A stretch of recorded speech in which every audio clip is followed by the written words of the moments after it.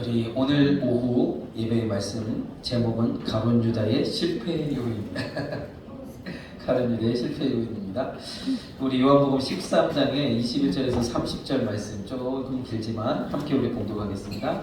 예수께서 이 말씀을 하시고 심령에 맹망하여 증거되러 가라사대 내가 진실로 너희에게 이르노니 너희 중 하나가 나를 팔리라 하시니 제자들이 서로 보며 누게 대하여 말씀하시는지 의심하더라. 예수의 제자 중 하나 곧 그의 사랑하시는 자가 예수의 품에 의지하여 누웠는지라. 시몬 베드로가 머리짓을 하여 말하되 말씀하신 자가 누구인지 말하라 하는데 그가 예수의 가슴에 그대로 의지하여 말하되 주여 누구오니까. 예수께서 대답하시되 내가 한 조각을 찍어다가 주는 자가 그니라 하시고 곧 한 조각을 찍으셔다가 가룟 시몬의 아들 유다를 주시니 조각을 곧 사단이 그 속에 들어간지라. 이에 예수께서 유다에게 이르시되 내 하는 일을 속히 하라 하시니 이 말씀을 무슨 뜻으로 하셨는지 그 앉은 자 중에 아는 이가 없고 어떤 이들은 유다가 돈꾀를 맡았으므로 명절에 우리의 쓸 물건을 사라 하시는지 혹 가난한 자들에게 무엇을 주라 하시는 줄로 생각하더라. 유다가 그 조각을 받고 곧 나가니 밤이로다. 아멘. 요한복음 13장에는 예수님께서 몇 번이나 가룟 유다에게 그 표현을 하시죠. 나를 팔자가 있다고 하면서 계속해서 표현을 하시는데 끝까지 유다가 마음을 돌이키지 않고 회개치 못하고 결국에는 예수님을 배반하는 그 배신의 자리에 나아가게 되죠. 그래서 주님은 성경대로 그 모든 것이 응하셨다 말씀하셨고 유다를 향해서는 차라리 나지 아니하면 못하였다 이렇게 표현하셨는데 오늘은 이 가룟 유다를 좀 살펴보면서 왜 가룟 유다가 결국에는 주님을 3년 동안 이렇게 따라다니면서도 결국 변화되지 못하고 회개하지 못했는가? 베드로는 회개했는데 왜 가룟 유다는 결국에는 그러한 상황 속으로 가게 되었는가? 이 부분들을 우리가 좀 고민해 보면서 하나님의 뜻을 좀 구하시는 시간 되기를 소망합니다.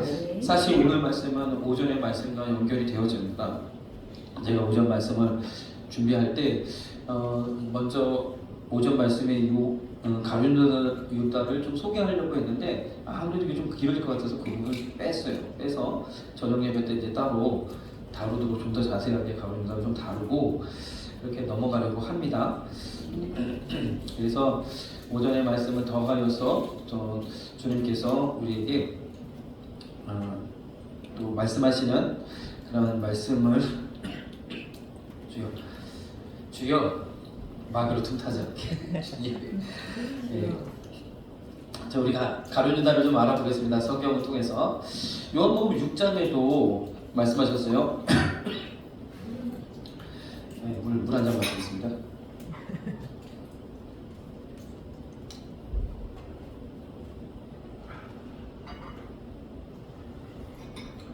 요한복음 6장에는 이제 오병이어의 기적이 나타나고요. 그 이후에 그 기적을 다시 또 경험하기 위하여 예수님을 찾아다녔던 수많은 사람들에 대해서 이야기하시고 그들을 향해서 주님이 내 살을 먹으라 그래서 이야기하셨죠. 그랬더니 사람들이 다 이해하지 못하고 예수님을 다 떠나가는 그런 상황 속에 있었습니다. 그때 예수님이 12제자를 향해서 이렇게 말씀하셨죠. 너희도 가려느냐? 너희도 떠나겠느냐? 말씀하셨을 때 베드로가 얼른 나서서 참 이럴 때 성질급한 베드로는 참 그 성품 그대로 하나님 쓰시는 것 같아요.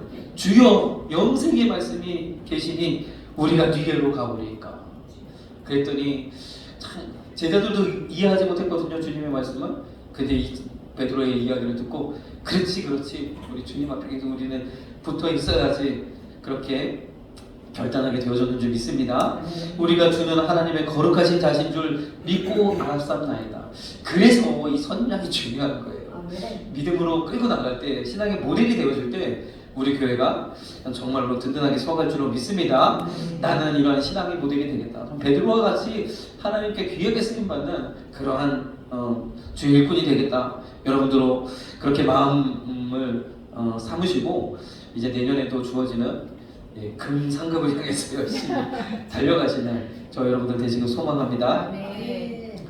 예. 내가 작년에 받으신 분은 한번 양보해 주시고요. 그렇다고 에이 없구나 포기하지 말고 도전하시고요. 세 가지를 말씀드렸죠. 유튜브 조회수 가장.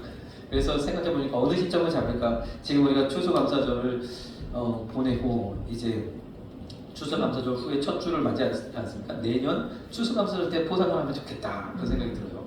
그래서 저도 한 1년간 준비를 하고 열심히 해서 이번에는 제가 좀 사회를 좀 털어보려고 하고 있습니다. 그래서 그렇게 해서 이제 여러분들에게 금 한 돈씩 좀 드릴 수 있었으면 좋겠습니다.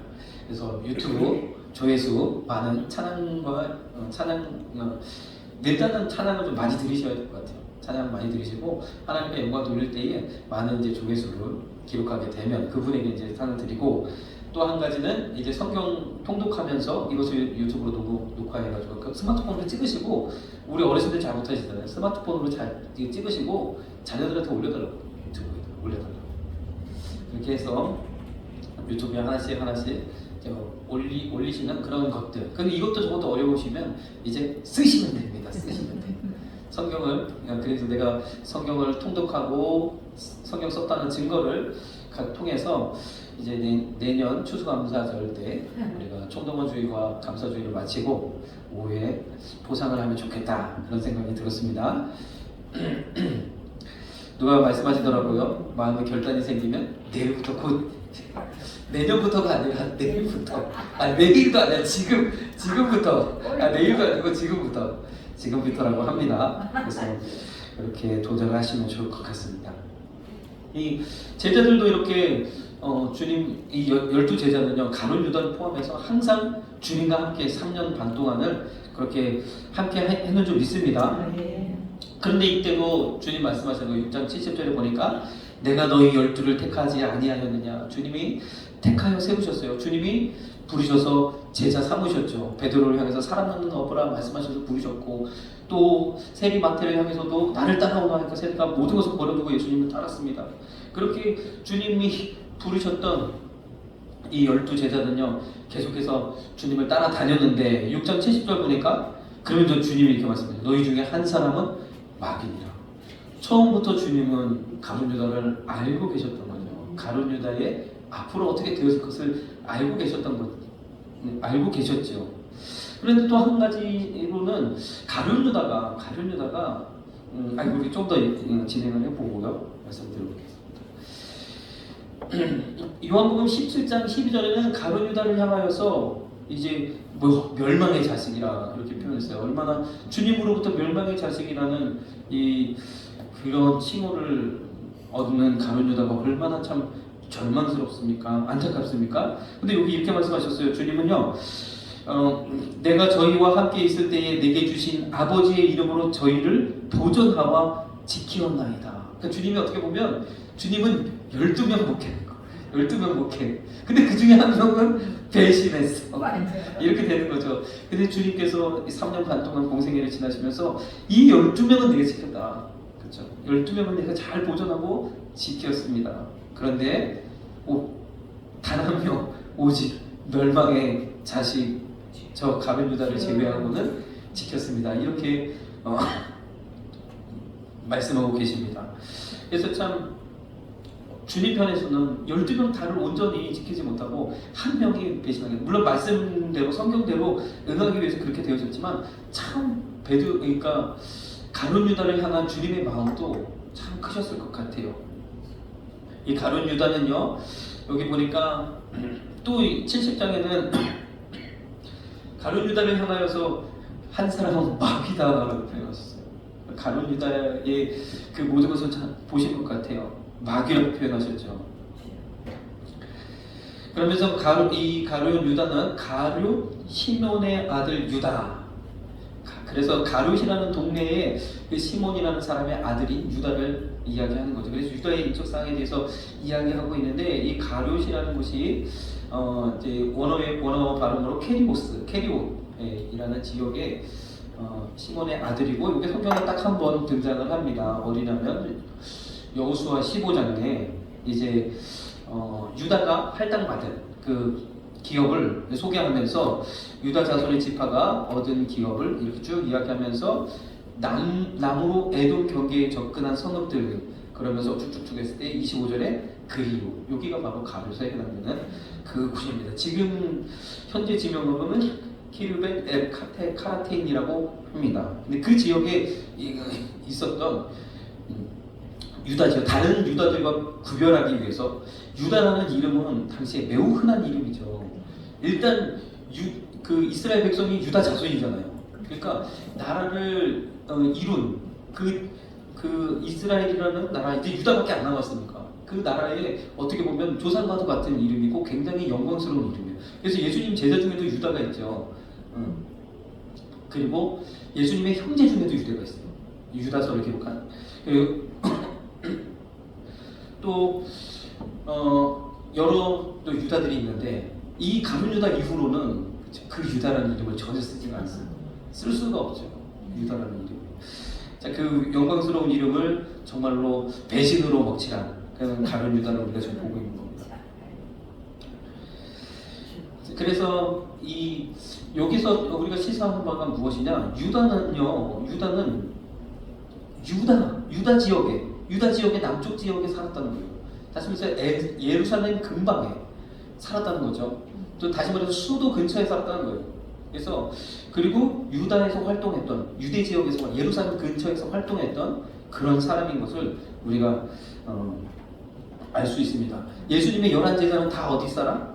갈릴리 많은 사람들이 어부고 그리고 갈릴리에 있던 사람들이죠. 11명은 다 갈릴리 출신인데 딱 유다 한 사람만 유대 출신이에요. 유대와 갈릴리는 지금으로 따지면 뭐 서울 부산 정도 될까요? 아무튼 꽤 떨어져 있는 거리에 있거든요. 그 멀리 유다에서 갈릴리까지 올라와서 예수님의 제자가 되었던 이 가룟 유다입니다.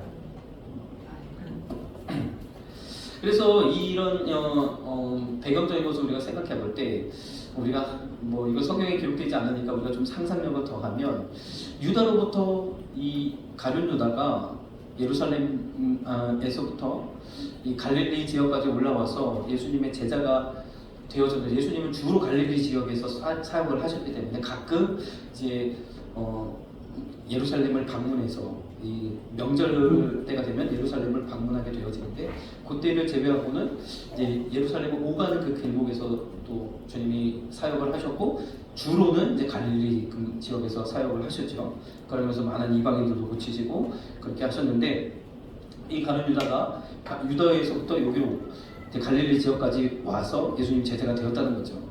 그런 어떤 측면에서 신학자들은 이제 예수님이 공생의 초기에 명절 때가 되어져서 요한복음 2장에 기록되어져 있는 말씀처럼 성전에 올라가서 한 번 소돔을 피우시거든요.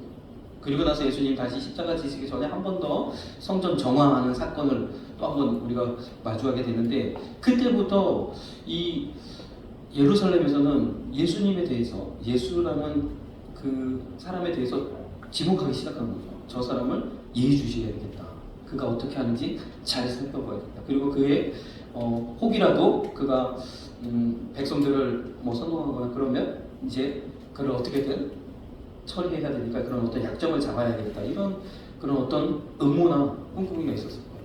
그래서 그런 어떠한 측면에서 혹시 스파이로 파견된 것은 아닐까. 약간 이건 음모설 같은 그런 이야기지만 이렇게 이제 이야기를 하시는 그런 신학자들도 있습니다. 어떻게 되었든 유다의 이 지역에서 갈릴리로 올라와서 예수님의 제자가 되어졌다는 거죠.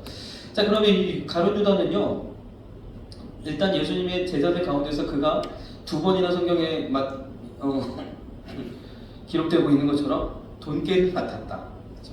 예수님의 제자 중에 세리 마태도 있었고 여러 가지 율법에 대한 그런 지식인들도 있었지만 그럼에도 불구하고 유다가 돈깨를 맡았다. 그렇죠? 여러 가지 이 필요한 거 구제하고 백성들을 돕고 또 제자들이 살고 예수님도 또 우리 완전한 인간을 모셨기 때문에 쉬셔야 되고 먹으셔야 되고 하는 그런 모든 재반 사항들은 이제 유다를 통해서 이런 재정을 지출하게 하신 거죠. 굉장히 중요한 역할을 맡은 거죠.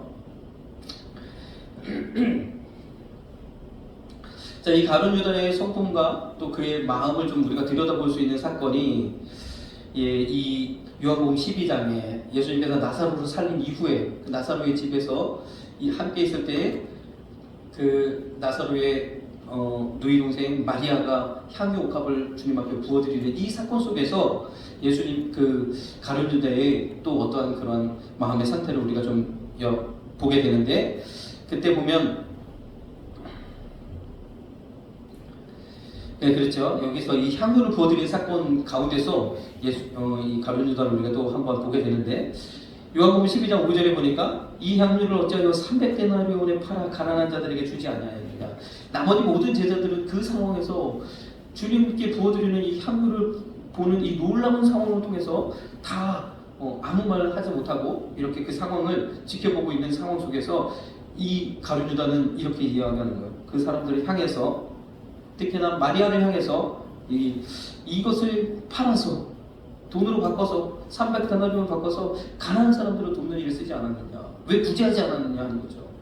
하나님의 예수님의 장례를 예비하여서 주님 마음을 주셔서 정말 주님을 사랑하는 그런 마음으로 이제 나는 결혼하지 않아도 좋습니다 하는 그런 어떤 결단하는 마음을 가지고 주님 앞에 이 향유를 부어드리는 그 마리아의 헌신을 이렇게 표방하는 거죠. 참 사단은요 그런 것 같아요. 어떤 하나님께 영광 돌리고 하나님께 영광으로 나아가고자 할 때 이렇게 그 모든 것들을 평화하고 또 이렇게 하는 것들이 사실 어떻게 보면 또 마귀의 수법인 줄 믿습니다. 그래서 어떻게 보니까 이 사건을 통해서 가룟 유다의 성품을 볼 수가 있는 거죠. 300데나리온에 팔아 가난한 자들에게 주지 않았느냐 하면서 6절은 더 나아가서 이렇게 이야기합니다. 이렇게 말하면 가난한 자들을 생각함이 아니요 저는 도적이라 돈꾀를 맞고 거기 넣는 것을 훔쳐가미라. 항상 많은 제자들 가운데서 가룟 유다가 돈꾀를 맞는 것에 대해서 이게 적합하냐라는 생각을 할 수 있을 것 같아요. 그러면서 이런 상황들이 아무리 가룟 유다가 좀 교묘하게 이런 것들을 빼낸다 할지라도 다 아마도 제자들 사이에서는 좀 표방하지 않았을까. 그러면서 그가 나중에 예수님을 배신한 이후에 그렇지라는 아마도 생각을 하지 않았을까 그런 생각이 듭니다. 어쨌든 가룟 유다는 이랬다는 거죠. 그래서 그가 예수님을 따라다니긴 했지만 항상 재물에 좀 관심이 많았고 거기에서 조금씩 빼내서 자기를 위해서 사용했던 이런 모습들을 가지고 있었다는 거죠. 자, 요한복음 13장에는요 마귀가 벌써 시몬의 아들 가룟 유다의 마음에 예수님을 팔려는 생각을 넣어주었다는 거죠. 이전부터 이미 예수님을 팔아야지 하는 생각을 하고 있었다는 겁니다. 그런데 결정적으로 오늘 이 13장에서 이 주님이 떡을 찍어다가 유다에게 주시는 이 사건을 통해서 이제 가룟 유다가 실행에 옮기기 시작한 거예요. 벌써 유다의 마음에 예수를 팔려는 생각을 합니다. 그러면 어떻게 보면 처음부터 유다가 예수님을 접근한 것은 이러한 어떠한 일련 목적을 가지고 접근한 것은 아닐까 우리가 생각해 볼 수 있습니다. 13장에서는요 여러 번 유다를 향해서 예수님 지목하십니다. 13장 이 9절부터 그 앞절부터 이제 예수님께서 발을 씻기시는 그러한 세륙식에 해당하는 그 사건이 기록되어 있잖아요. 이 상황 속에서도 유다를 이야기하십니다. 제자 베드로가 주님 내 발을 씻길 수 없습니다. 그러니까 내 발을 씻기지 않으면 나와 상관없다니까. 그러면 주님 저는 머리까지 씻겨주세요. 이미 목격한 자는 발밖에 씻을 필요가 없다. 그렇게 하지만 그리고 온몸이 깨끗하니라 하시고 말씀하시고 너희가 다 깨끗하나 다는 아니니라. 하지만 이때도 가룟 유다를 이야기하시는 거죠. 계속해서 유다를 향해서 지목하시고 회개하기를 주님이 그렇게 이야기하고 있는 줄 믿습니다. 주님 탄식하시는 거죠. 유다야. 이는 자기가 팔자가 누구인지만 아심이라. 그러므로 다는 깨끗지 아니하다 하심이라. 이렇게 하셨어요.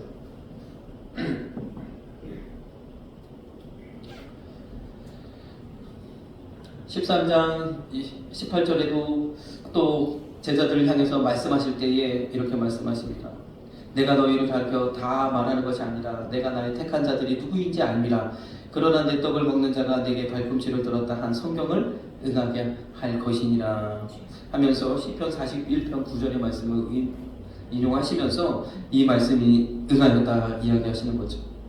내 떡을 먹던 나의 가까운 친구도 나를 대적하여 그 발꿈치를 들었나이다. 이 말씀이 임하여진 거죠. 요한복음 13장 21절에 예수님께서 이 말씀하시고 심령에 민망하여 괴로워하셔서 증거하여 가라사대 내가 진실로 진실로 너희에게 이르노니 너희 중 하나가 나를 팔리라. 한 번 더 말씀하시는 거예요. 제자들과 이 지금 이제 그 만찬의 자리이지 않습니까? 이 만찬의 자리에서 한 번 더 말씀하시는 거예요. 그러니까 최후의 만찬, 마지막 만찬, 그 만찬 자리에서 말씀하시는 거죠. 그러면서 그 성경 말씀에 응하였다 이야기하신 그대로 떡 한 조각을 찍어서 가룟 유다를 향하여 내미셨을 때에 유다가 조각을 받은 후 곧 사단이 그 속에 들어갔다. 회개할 기회를 주지 않는 거예요. 회개할 기회를. 조각을 받고 주님이 나를 직접적으로 바로 너야 라고 지목하면 성경에 말하는 그가 바로 너야 라고 이야기해도 그가 깨닫지 못하는 안타까운 것은 사단이 그를 지배하고 있었기 때문인 줄 믿습니다. 그래서 사단의 이렇게 지배를 받은 이 유다는요, 바로 그 직후 그 떡을 받고 나가버리는 거죠. 30절에 보니까 유다가 그 조각을 받고 나가니 밤이로라. 사단은요, 이렇게 악한 시대, 악한 상황, 악한 환경 가운데서 더 크게 역사하는 줄 믿습니다. 그런데 제자들은 아무도 눈치 못 챘어요. 예수님만 알고 있었죠. 그런 모든 일련의 상황들이 다 이 가룟 유다를 지목하고 있었음에도 불구하고 제자들은 가룟 유다가 예수님을 배신할 거라는 생각을 전혀 하지 못했던 것 같아요. 이 말씀을 무슨 뜻으로 하셨는지 그 앉은 자 중에는 아는 이가 없었던 거죠. 도리어 네가 할 일을 하라. 가룟 유다에게 그렇게 말씀하셨을 때 무슨 일을 하라고, 물건을 사라고 하시는지, 꼭 가난한 자를 도울 그것을 주라고 하시는지 이런 것들로 생각했다는 거죠. 유다가 그대로 나아가서 이제 대제사장을 만나고 그와 함께 이제 예수님을 넘겨줄 약속을 하게 되는 은 30에 그렇게 되어지는 거죠. 이것도 말씀대로 그렇게 다 이루어졌습니다. 그때부터 예수님을 넘겨줄 기회를 찾았다 이렇게 말씀하고 있어요. 그래서 또 어떤 부분은 역시 가룟 유다는 유다 출신이라서 그런지 몰라도 이 대제사장 무리와의 일정 커넥션이 있었다라고 우리가 좀 볼만한 그런 가능성이 있는 거죠. 예수님의 다른 제자들 갈릴리 어부 출신의 아주 그러한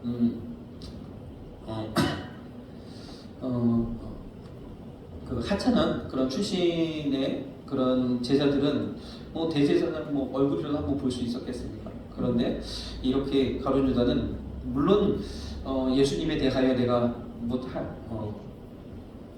할 말이 있습니다 라고 얘기하면 아마도 통과시켜서 들여보내줬겠지만 어쨌든 가룟 유다는 그럴 수 있었다는 거죠. 그리고는 이제 대제사장을 위한 또 그들을 보호하기 위한 그들에게 소속된 로마 군병들이 따로 있었죠. 그 로마 군병들을 통해서 이제 예수님을 체포하게 되는 그때에 가룟 유다가 함께해서 오늘 말씀대로 입맞춤을 통해서 예수님을 알게 하시고 예수님을 그렇게 그분이 예수님인 것을 내가 입맞추는 그가 바로 예수님이니까 그를 잡아라 라고 이렇게 서로 말을 짜고 이제 그렇게 계획을 하고 예수님께 나아가는 그 상황 속에서 여기 보면 그 상황을 연출하기 위해서 이제 가룟 유다가 예수님을 향해서 인사를 드리고 예수님께 가까이 나아갈 때 주님 말씀하세요. 누가복음 22장 48절에는 이렇게 말씀하셨어요. 예수께 입을 맞추려고 가까이 하는지라 그때 예수님께서 아시고 그래서 입을 못 맞췄던 것 같아요. 이 유다의 이러한 높은 사람에 대한 경외하는 그 인사 방식이 서로 입 맞추는 그런 인사법이잖아요. 우리 지금의 상식으로 조금 이해가 잘 안 되지만 아무튼 그런 인사법이라는 거예요. 그런데 하지 못했어요. 왜냐하면 주님이 다 아셨기 때문에. 유다야 내가 입 맞춤으로 인자를 파느냐 하시니. 그래서 요한복음에서는 아예 그 사건 자체를 기록하지 않고 주님이 이미 다 아셨다. 그리고 바로 내가 그니 나를 잡으라 하고 말씀하셨다는 거예요. 예수께서 그 당할 일을 아시고 나아가 가라사대 너희가 누구를 찾느냐. 직접 주님 말씀하셨어요. 내가 그래. 그러고. 참 그 상황 속에서도 참 유다는요. 그 상황까지도 해결하지 못하고 결국에는 예수님이 붙잡혀 가고 십자가에 처형돼 가운데 나아갈 때 그때서야 깨닫고 스스로 뉘우치고 은30을 대제사장과 장로들에게 집어던지고 그리고 와서는 자살해버렸다. 그래서 여기에서 안타까운 거죠. 유다가 비록 주님께 배신하는 그런 아주 절대절명의 그래서 지금 보면 참 이 배신의 아이콘이지 않습니까? 가룟 유다는. 저는 이런 상황에 있었지만 회개하였다면 그런데 잘못은 뉘우쳤지만 회개하지 못했다. 이게 너무 안타까운 일이죠. 그러니까 잘못은 깨달았지만 회개까지 나아가지 못했다. 왜 그랬을까?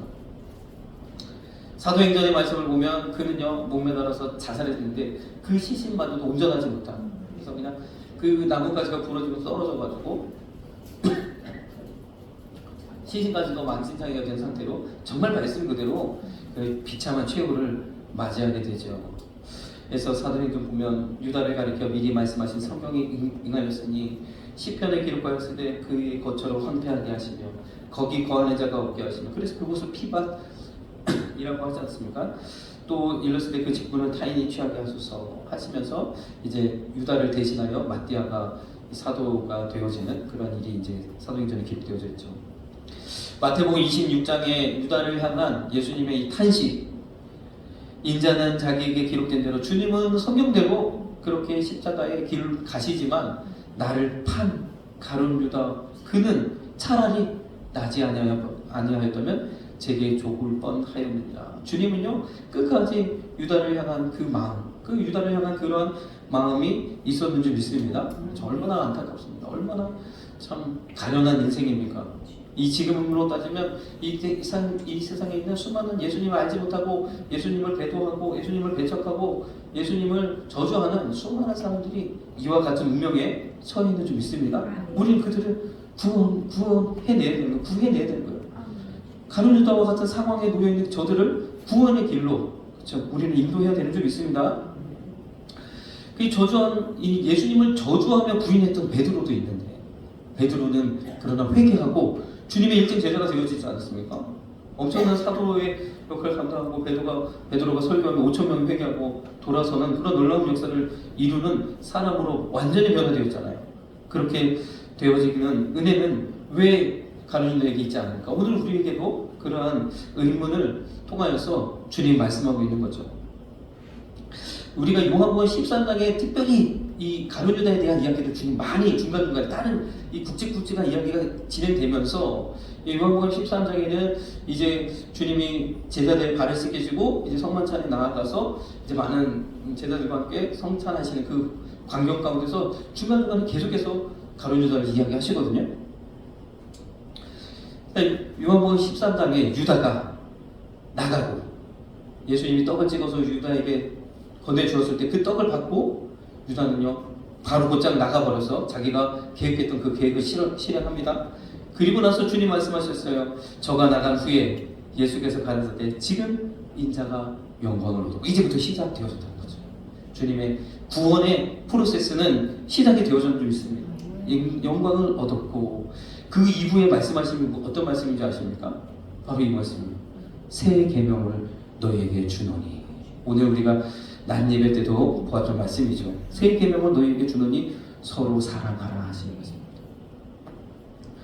너희가 서로 사랑하면 이로써 모든 사람이 너희가 내 제자인 줄 알리라. 주님은요 일단 11명이라도 서로 사랑하라 말씀하십니다. 처음에 예수님께 주어졌던 12명이 다 서로 사랑하기를 주님이 원하셨던 거죠. 그러면 요한복음 14장에도 요한복음 15장에도 계속해서 이 말씀하시는 거예요. 내 계명을 지키라. 내 사랑 안에 거하라. 그리고 16장에도 17장에도 계속 같은 말씀을 계속해서 반복합니다.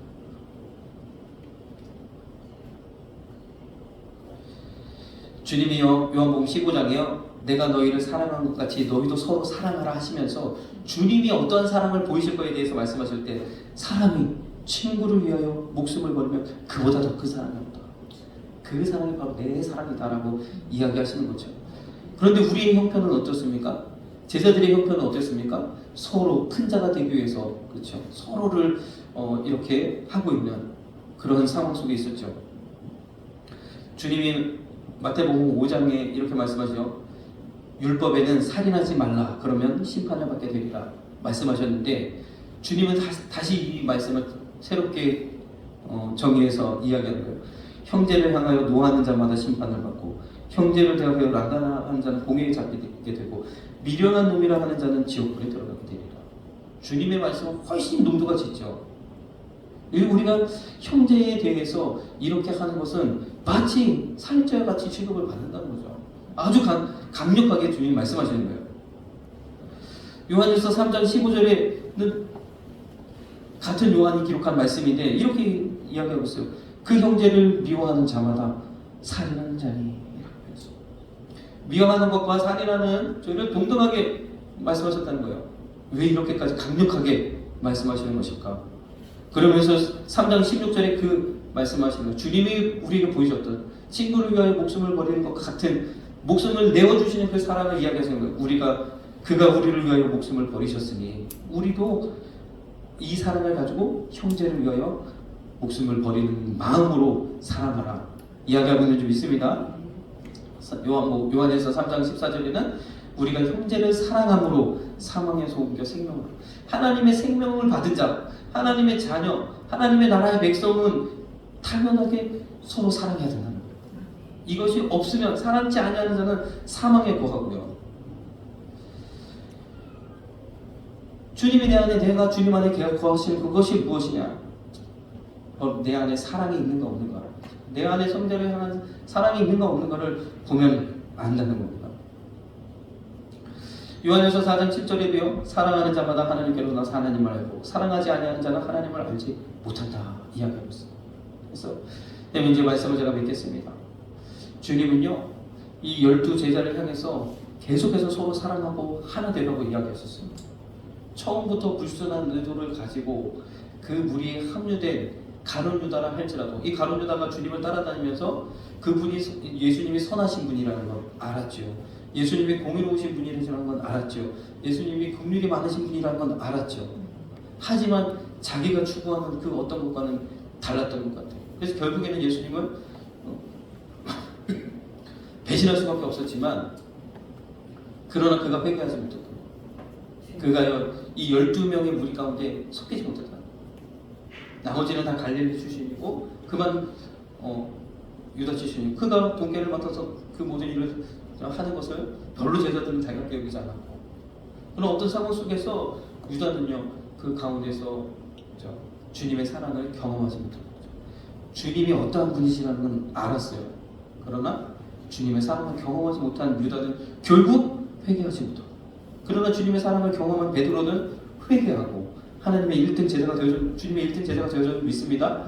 그만큼 그래서 교회가 서로 사랑해야 되는 거 우리 안에 서로 사랑하고 우리 안에 분쟁이 없고 하나님께 더욱더 우리가 한마음 하나 되어서 나아가야 되는 이유는 불순한 의도를 가지고도 이 자리에 왔다 할지라도 그가 온전히 녹아질 수 있는 그 힘은 이 사랑 안에 있는 줄 믿습니다.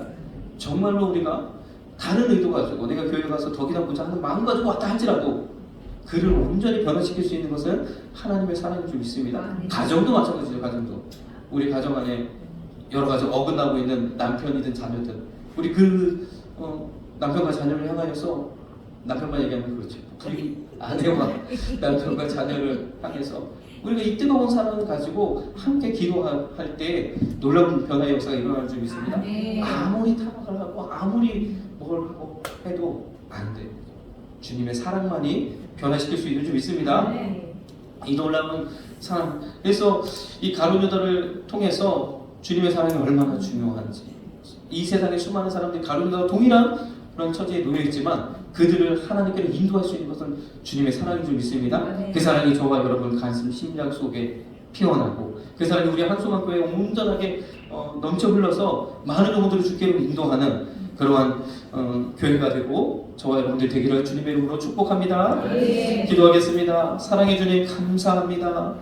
주님